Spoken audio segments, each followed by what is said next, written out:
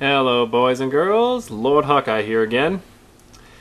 There is a common statist argument that I'm sure you're all familiar with that goes something like this. When you say the government shouldn't do this, the government should do that, stealing is immoral, whatever the intentions are, whatever, you'll be hit with the old, well then, show me how this would be done without the state. And give me indisputable proof that it will work. Go on, show me the proof or shut your mouth. The statists really think they can flip the argument around that easily. I'm sure this sounds a lot like, oh, let me see. Well, if God didn't create the universe, then explain to me how the universe got created. Go on, show me the proof or shut your mouth. Yeah, you see? They just think they can just flip the burden of proof around that easily. And of course, the problem both ways is, why should I have to disprove something that you never actually proved in the first place? God was never actually proven, and the state was never actually morally analyzed and proven to be just. It was just accept me or else. That's how it always was, and everyone seems to have just forgotten that little fact. But there's I've got a lot of people. I've even had some minarchists hit me with this a lot of times, particularly in the area of defense. That seems to be the big one that they can't seem to get their minds over these days. Well, how would we have defense without a state? You got to show me exactly how defense would be handled, or else we stick with what we got because hey, we got to defend ourselves, and so on and so forth. You know. And to that, I'd like to ask you a little question with a little story to go with it. Imagine this.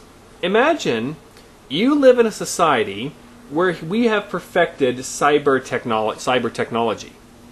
And for defense, what we do is the government picks children at random, and they are seized from their parents' home. They don't get a say in it.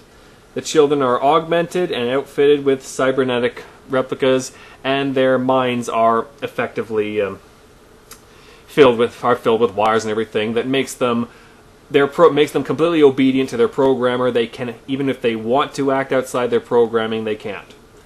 And let's say these cybernetic soldiers are actually completely effective. They've prevented invasion with unwavering efficiency. They do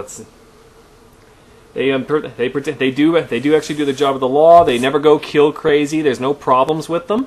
Let's say they absolutely do their job perfectly. There's no problems there. I ask you, all the statists out there, would you not oppose that? I mean, wouldn't you? Would a society who did something like that, would you consider them to be A, civilized, B, immoral, or C, absolutely out of their minds? I mean, really, wouldn't you oppose that?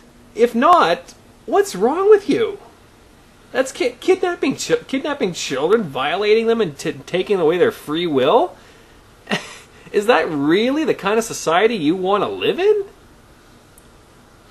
And let's say you lived in a society and you did protest this. You said it was immoral, that this was completely wrong, and people just came back to you with, "Well, why don't you provide a better way then? Otherwise, we're sticking with this." You see the problem here? The argument is effectively that the ends justify the means, and that's a very dangerous animal to play with. Because the idea that the ends justify the means if you want to justify an act, all you have to do is point towards a positive benefit, and boom, the act is justified. Well, I challenge you to name me one act in existence that you could not justify under that kind of rule. Anything. Rob a bank? Hey, some businesses benefit from where you spent the money. Yeah, great, but you still robbed a bank. You see? It's like I've said before, you can't counter an argument from morality with an argument from practicality. This is why we don't heed them statist arguments because they don't argue from morality. They can't argue from morality. If they tried to, the cat would be out of the bag.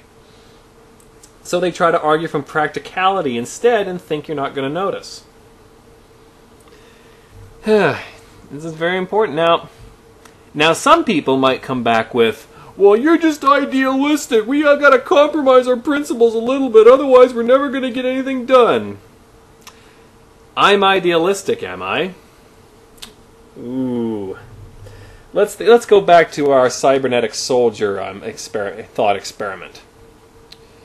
If you wanted to implement something like that, you need to understand the full ramifications of it. I mean, even if you conveniently dodge the immorality of kidnapping children and putting them through something like that, for that to even exist, somebody in that society has to have permission to steal children, to violate their bodies, to take away their free will and do all this stuff to them. Someone has to be given that power.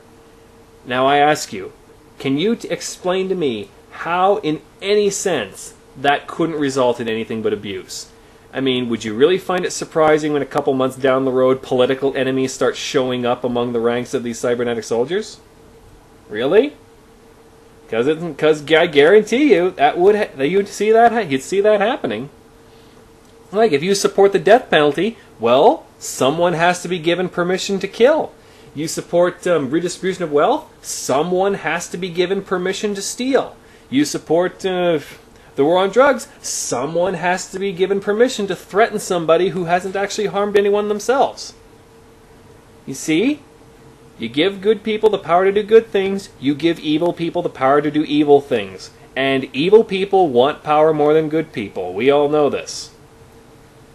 So that is why the ends do not justify the means. Ever. Ever. Don't even try to argue this, because you can just bury them in counterexamples if they try to. So, statists, there's your lesson for you. If you want to argue against us, you need to argue from morality, not practicality. As a wise man once said, we have to choose between what's right and what's easy. Evil is often practical, but it's still evil. Until next time, be aware and be wise.